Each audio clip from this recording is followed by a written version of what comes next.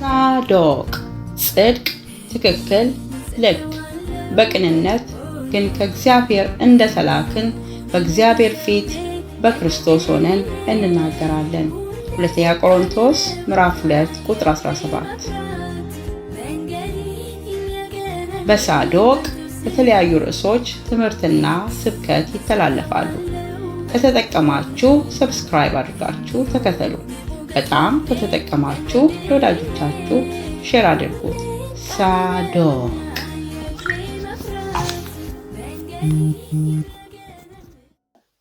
የአምላካችን የእግዚአብሔር ስም የተባረከ ይሁን። ይህ ዛዶቅ ፈርዝ ነው ከአውስትራሊያ። ተመስገን ነጋሽ ነኝ። ዛሬ ደግሞ የእግዚአብሔርን ሐሳብ በዚህ ዙሪያ እንካፈላለን። ለምን የሚል ነው። በተከታታይ በዚህ ሳምንትና ለሚቀጥሉ 2 ሳምንታት ለምን የሚለውን ጥያቄ ደጋግመን በእግዚአብሔር ቃል እናየዋለን። ክብር ለኢየሱስ ክርስቶስ ይሁን።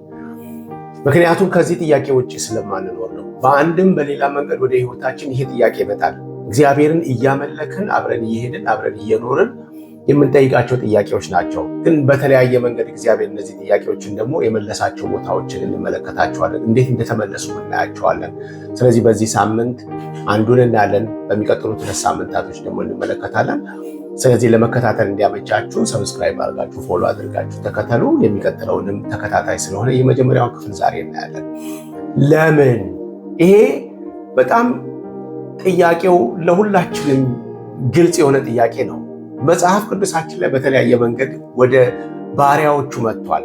ግን የእግዚአብሔር ባሪያዎች በተለያየ መንገድ መልሰውታል። ክብር ለኢየሱስ ክርስቶስ ይሁን። በመጨረሻ ደግሞ ሲያውቁት ለዚህ ነው ለካ ብለው ደግሞ ያሉት አለ።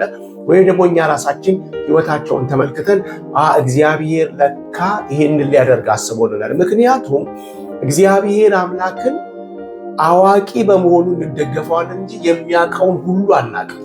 ወይ ደግሞ የሚያውቀውን ሁሉ እንወቅ ብለን ተጨንቀን ህይወታችንን ብዙ ነገር ውስጥ አንከተው። ምክንያቱም በሁሉም በሚያውቀው በእግዚአብሔር ነው ማረፍ የሚጠበቅብን። አይተን እንደሆነ አይሮፕላን ውስጥ ገብተን አይሮፕላን የሚያበረው ወይ ደግሞ ካፒቴኑ እንዴት እንደሚያበረው አይደለም የምንጨነቀው። በአብራሪው ላይ ተደግፈን ግማሹ እንቅልፉን ይተኛል፣ ግማሹ የሚያየውን ፊልም ያያል፣ ግማሹ የሆነ ነገር እያደረገ እየበላ እየጠጣ እየተጫወተ ቦታው ላይ ደረሳችሁ ሲባል ይዘጋጃል፣ ቀበቶን ያሳስራል። ከዛ በኋላ ሲወርድ ፈቶ ይወርዳል። በማን ላይ ተደግፎ?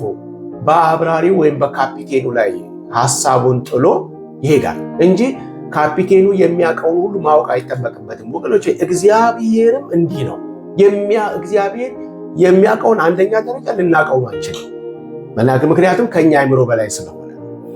በሁለተኛ ደረጃ አትሊስት የምናውቀውንና የገለጠልንን ያህል አውቀን በዛ ላይ ተደግፈን እሱ ስለኛ ያውቃልና እንደተባለ በእግዚአብሔር አዋቂነቱ ላይ ተደግፈን በሱ እንድንኖር ነው እግዚአብሔር የሚፈልገው። ክብር ለኢየሱስ ክርስቶስ። እዚህ ቦታ ላይ ዘፍጥረት ምዕራፍ 22 ላይ የሚያስደንቅ ነገር ነው። የመጀመሪያው ለምን ጥያቄ እያለ በጥያቄ እግዚአብሔርን እንድናመልክ ነው። ማን ጥያቄ እያለን ግን ጥያቄውን ይዘን እንድናመልክ እግዚአብሔር ይፈልጋል። ክብር ለኢየሱስ ክርስቶስ። ምክንያቱም ጥያቄው የት ጋር እንደሚመለስ የሚያውቀው እግዚአብሔር ስለሆነ እኛ ጋር ለምን እያለ እግዚአብሔር ጋር መልስ እያለ ግን አብረን እየሄድን እግዚአብሔር የሚመልስበት ቦታ ላይ ይመልሳል። ክብር ለኢየሱስ ክርስቶስ። ዘፍጥረት ምዕራፍ 22 ላይ ከነዚህም ነገሮች በኋላ እግዚአብሔር አብርሃምን ፈተነው ይላል። እንግዲህ በብዙ ውጣ ውረድ ማለት ምንም ተስፋ በሌለበት ሰዓት ላይ ልጅ ያገኘው አብርሃም ባዶ በሆነበት ሰዓት ላይ ሚስቱ ሳራን በማትወልድበት ደረጃ ላይ እግዚአብሔር ቤታቸውን ጎብኝቶ ይስሐቅ በቤታቸው ውስጥ ሆኖ ሳቅና ደስታ ጨዋታ በሆነበት ጊዜ ላይ እግዚአብሔር አምላክ ከነዚህ ነገሮች በኋላ ፈተነው። በማለዳ አብርሃም አለ። አብርሃም እነሆኛል። መቼም አንዳንድ ጊዜ እግዚአብሔር ለሚፈልገው ነገር ሁሉ አቤት ማለት ድንቅ ነው። ማለት ሊሰጠንም ድንቅ ነው፣ ሊወስደውም ሲል ድንቅ ነው።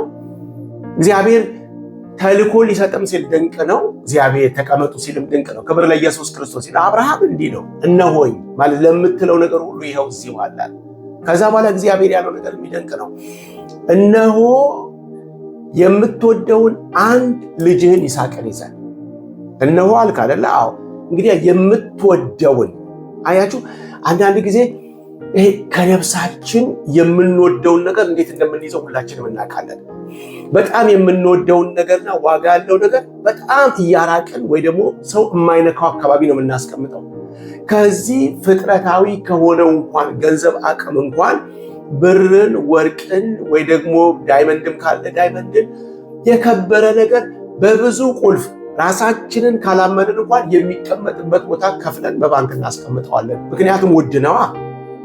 የምትወደውን ሲለው አብርሃምን የምወደውን በጣም ሰኪውር የሆነ ቦታ ለማስቀመጥ ይዘውና አይደለም ዛሬ በጣም የተሻለ ቦታ ሁሌ የማይጠፋበት ቦታ ላይ አስቀምጥ ሊለው አይደለም ዛሬ አንድ ነገር ሊለው ነው። ምን ሊለው ነው?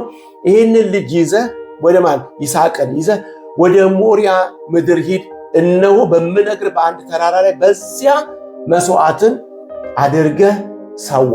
ዋው! በእውነት አንዳንድ ጊዜ መድኃኒት ወደብ ልጆች ያላችሁ ልታውቁ ትችላላችሁ። ለልጆቻችሁ መድኃኒት ሰጣችሁ እንኳን እንቅልፍ አይወስዳችሁ። መድኃኒቱ እንዴት አደረጋቸው? እንደው ትኩሳቱ እንዴት ነው? እየዞራችሁ አተነፋፈሱ እንዴት ነው? በቃ ተመላልሳችሁ መቼም ልጅ ያለው ሰው ያውቀዋል። ተመላልሶ እንቅልፍ አይወስደው። ይሄ ግን የሚለው ነገር አብርሃም ጋር የሚለው ነገር እግዚአብሔር ግን ምንድን ነው የሚለው? አንድ የምትወደውን ያንን የምትሳሳለትን ያንን ይዘኸው ትመጣና ደግሞ እኮ ወዲያው አይደለም ግን እኔ የማሳይህ ቦታ አለ። እዛ የማሳይህ ቦታ ላይ ወስደህ መስዋዕት ታደርገዋለህ። ለምን? አሁን እኮ እዚህ ነው ጥያቄው። ለምን? ይሄ አብርሃም እውነት ነው ቢሞት እንኳን ሊያስነሳው እንደሚችል አምኖ እርግጥ ነው።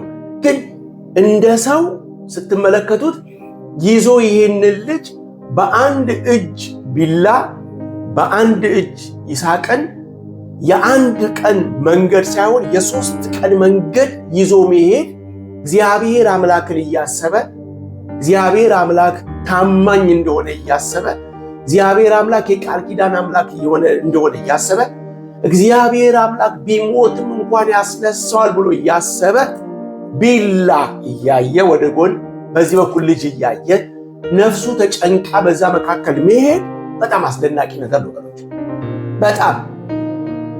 ስለዚህ ቆሞ ግን ቢጠይቅ ኑሮስ፣ እስቲ ጾም ጸሎት ሊያዝ ልቀመጥ ቢል ኑሮስ፣ እስቲ ወደ ጎንና ወደ ጎን ሄጄ የምጸልይበትን የምጠይቅበትን ማማክረውን ወይ ደግሞ ሳራ ጋር ላውራ ቢልስ ነገሮች እንዳሰበው ይሆን ነበረ? አስቡት። ስለዚህ የአብርሃም ነገር በማለዳም ተነስቶ አህያውን ጫነ ነው።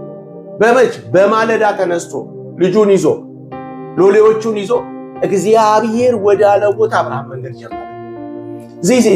ይሄ ነው አለ ጥያቄ።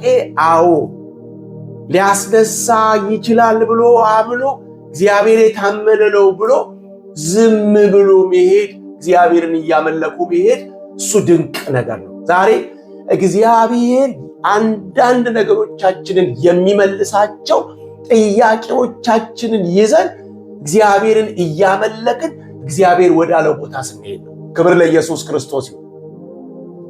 ምን እያልኩ ነው? ጥያቄ አለ። ለምን ይህን ሰጠኸኝ? ለምን ልጁን ሰጠኸኝ? ለምን እንዲህ አይነት ነገር ውስጥ በህይወት ያመጣ? ለምን የልጄን ሞት እንዳይ ትፈቅዳለህ? ለምን ካራ አንስቼ ልጄ ላይ አሳርፌ ከዛ ልታስነሳው ለምንድን ነው የምትፈልገው? እንዴት ነው? አይገባንም። በዚህ አእምሮ ሊገባን አይችልም። አንድ ነገር ግን እናውቃለን። እንደ ካፒቴኑ የሚሰራውን የሚያውቅ አምላክ እናመልካለን። ክብር ለኢየሱስ ክርስቶስ ይሁን። ምን አይነት አምላክ? የሚሰራውን የሚያውቅ የማይሳሳት ጻድቅ አምላክ እናመልካለን። ስለዚህ የማይሳሳተውን አምላክ ጻድቅ የሆነውን አምላክ ታምነን በአስቸጋሪ ለምን በሚል ጥያቄ ውስጥ እያመለክን እንሄዳለን። ዛሬ እንደዚህ አይነት ነገር ልንሆን እንችላለን። ለምን የምንለው አለ ሊያስቀምጠን ይችላል። ለምን የምንለው አለ ሊያስተኛን ይችላል። ለምን የምንለው አለ ሊያዝለን ይችላል።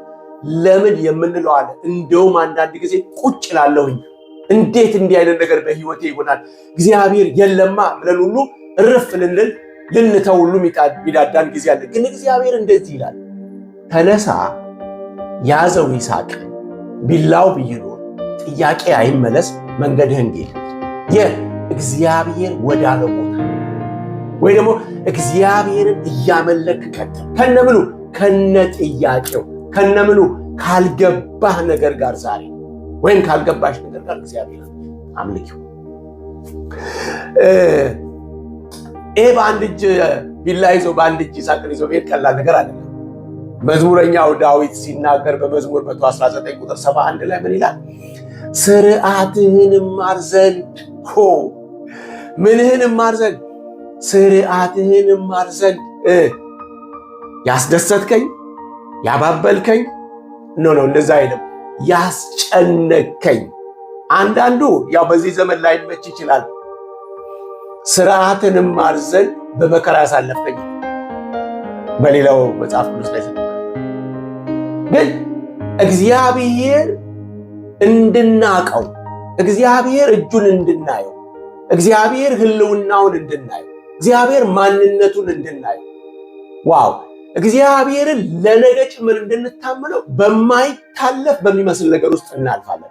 ወደኋላ ዞነ ስንመለከተው እግዚአብሔር ባይኖር ኖሮ እንላለን። እስራኤል እንዲህ ይበል ነው፣ እግዚአብሔር ባይኖር ኖሮ እስራኤል ይሆነ ሕያዋን በሆንን ጊዜ ያን ጊዜ በጥርሳቸው ነከሱን ነበር፣ ያኔ በዋጡን ነበር። ማን ባይኖር ኖሮ? እግዚአብሔር ከኛ ጋር ባይኖር ኖሮ እስራኤል እንዲህ ይበል ሕያዋን በሆንን ጊዜ በዋጡን ነበር። ስለዚህ ዳዊት መልካም ሆነልኝ። የሚገርም ነው። ሰዎች ብዙ ነገር ብለውኛል፣ በማልፍባቸው መንገዶች ላይ ተወው እንዴነንትናን ይሄንን አይና ታይም እንዴ ብለዋል። ግን አንተ መንገዱን ዘጋኸው። ግን አንተ ወዴትም እንዳልሄድ አደረከኝ። ግን አንተ ብዙ ነገር ውስጥ ተጨነቅኩኝ። ሳስበው ዛሬ ላይ ቆሜ ግን ለካ መልካም ሆነልኝ። ጌታ ኢየሱስ ክርስቶስ ለዘላለም ስሙ የተባረከ። ዳዊት እንዲህ ነው የሚለው መልካም ሆነልኝ። ከጥያቄ ጋር ሄጄ አንተን ማምለኬ መልካም ሆነ። ያኛውን ነገር አለመመለስ ዛሬ መመለስ መልካም ሆነ። ትላንትና መልሰው ቢሆን ጥሩ አልነበረም። ታውቃለህ፣ አንተ የሰዓት ጌታ ነህ። አንተ የጊዜ ጌታ ነህ። አንተ እማትሳሳት፣ አንተ እማትቀደም ነህ። አንተ ወደኋላ አትቀርም። ክብር ለኢየሱስ ክርስቶስ። እግዚአብሔር ድንቅ ነው። ጌታ ኢየሱስ ስሙ ለዘላለም የተባረከ። ዛሬ ለምን እያለ ነው? ለምኑን ዝም ብላችሁ ሂዱ ከሱ ጋር። እንደው የሚገርመው ነገር ጳውሎስ በአንድ ቦታ በቆሮንቶስ ላይ በሁለተኛ ቆሮንቶስ ምዕራፍ 1 ላይ ምንድን ነው የሚለው? ቁጥር 8 ላይ በተለይ በእስያ ስለደረሰብን መከራ ወንድሞች ታውቁ ዘንድ እንወዳለን። ሰው እንዴት እንዲህ ይናገራል ልናስብ ይሆናል።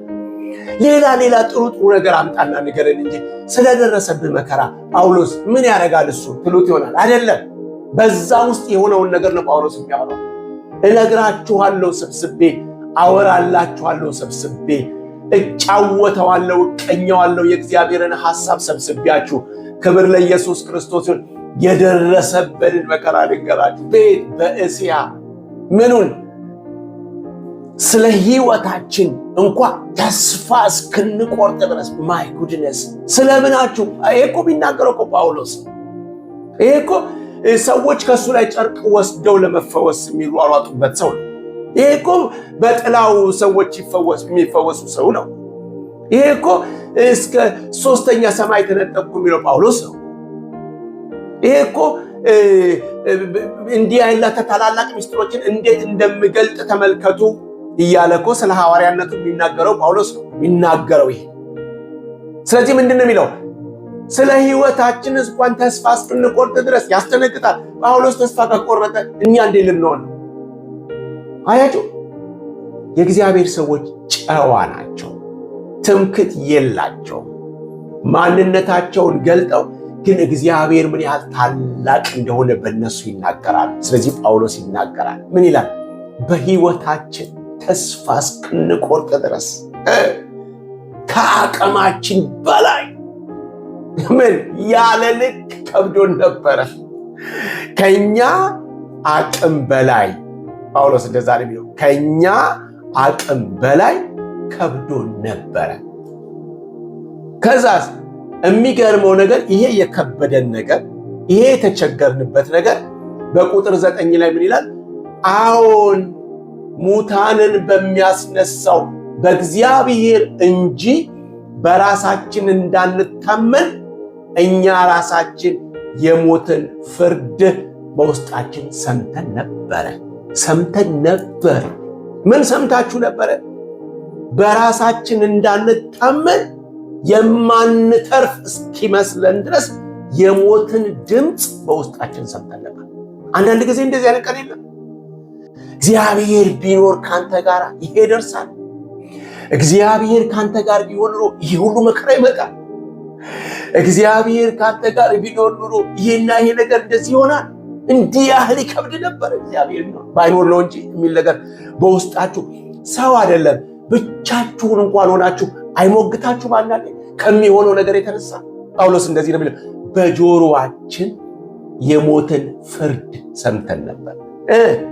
በሕይወታችን ተስፋ እስክንቆርጥ ያለ ልክ ከብዶን ነበረ።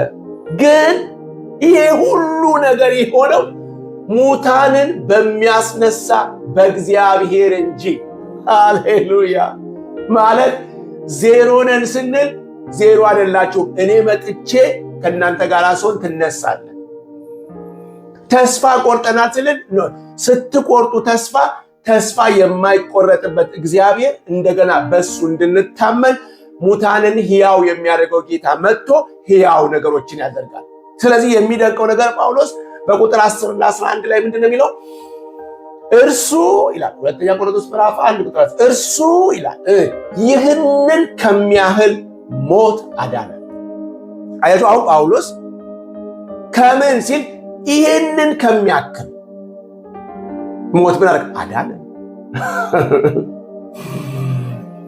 ይሄ ሁሉ የሆነው ነገር ስትመለከቱት አሁን የምናካፍላችሁ ይላል ጳውሎስ በእስያ የደረሰበት ስነግራችሁ የፈተናውን ክብደት ልነግራችሁ አይደለም፣ ወይ ደግሞ የደረሰውን ነገር በጣም ኃይለኛ መሆኑን አይደለም።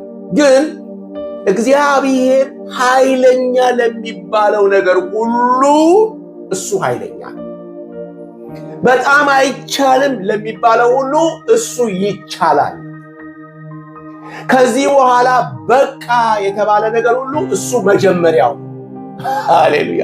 አያችሁ ሰይጣን ኢየሱስን በቃ ሰቀልኩኝ አረፍኩ ሲል ትንሣኤ እዛ ጋር ይጀምራል። ተደመደመ፣ ተፈጸመ፣ አለቀ ሲል ኢየሱስ ግን ይጀምራል።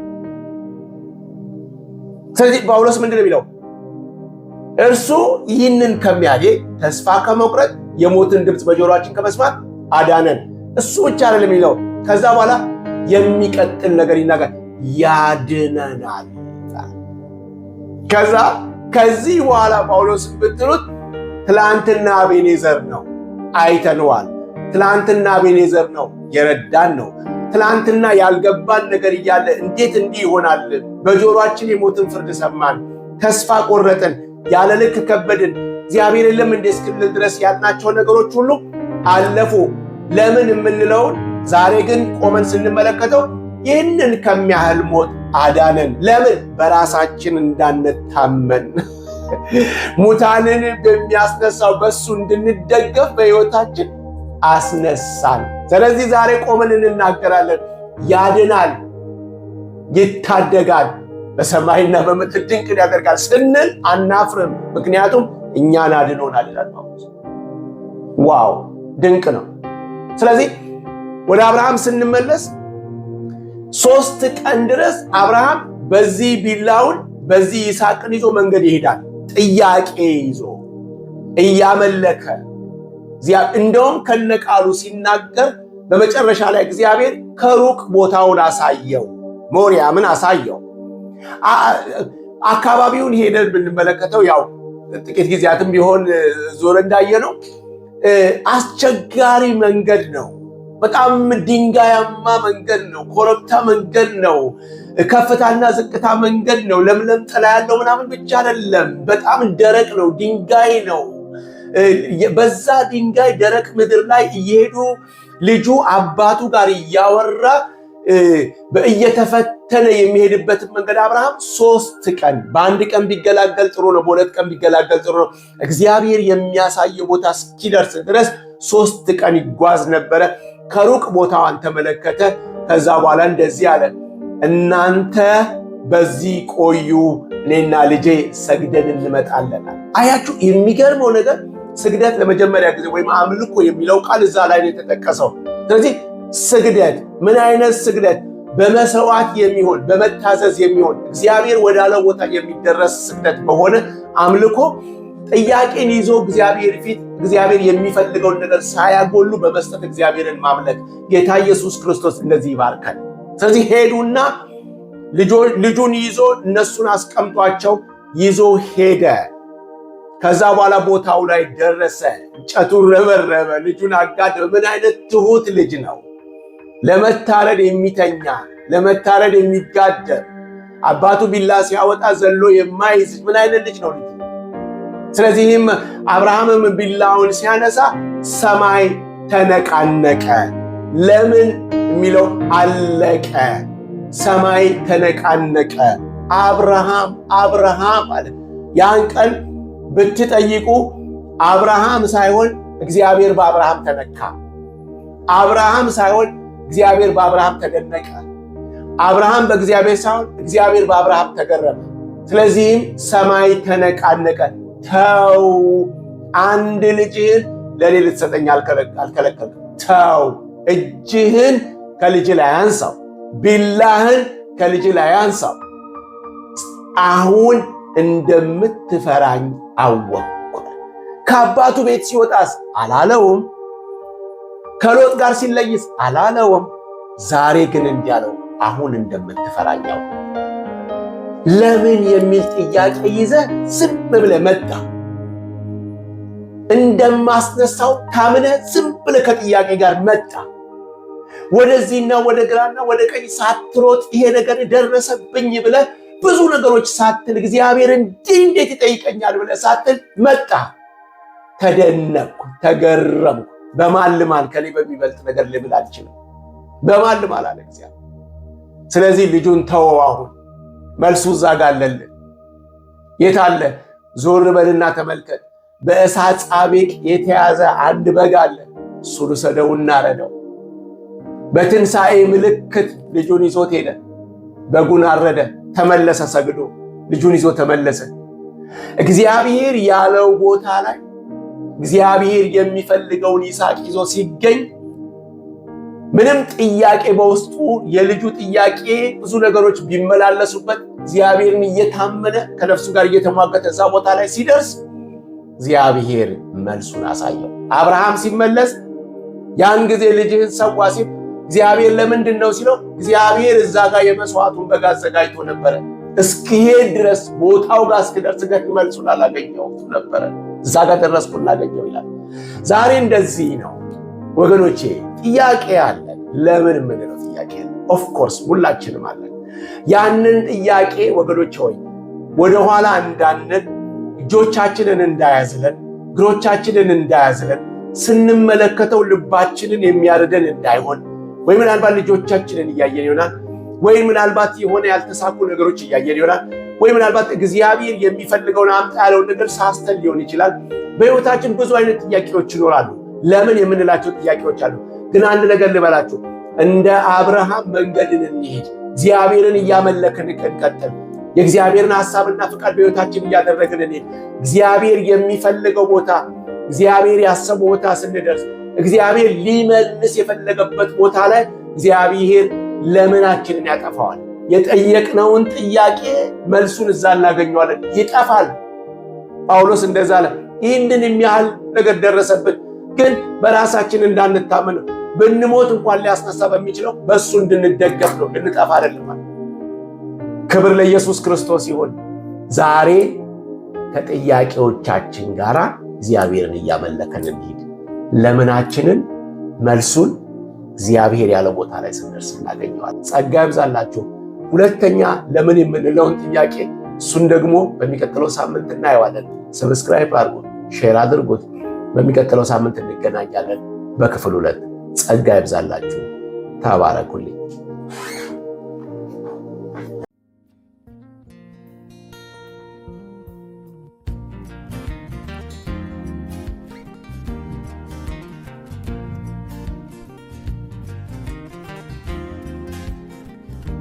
ሳዶቅ ጽድቅ፣ ትክክል፣ ልክ፣ በቅንነት ግን ከእግዚአብሔር እንደተላክን በእግዚአብሔር ፊት በክርስቶስ ሆነን እንናገራለን።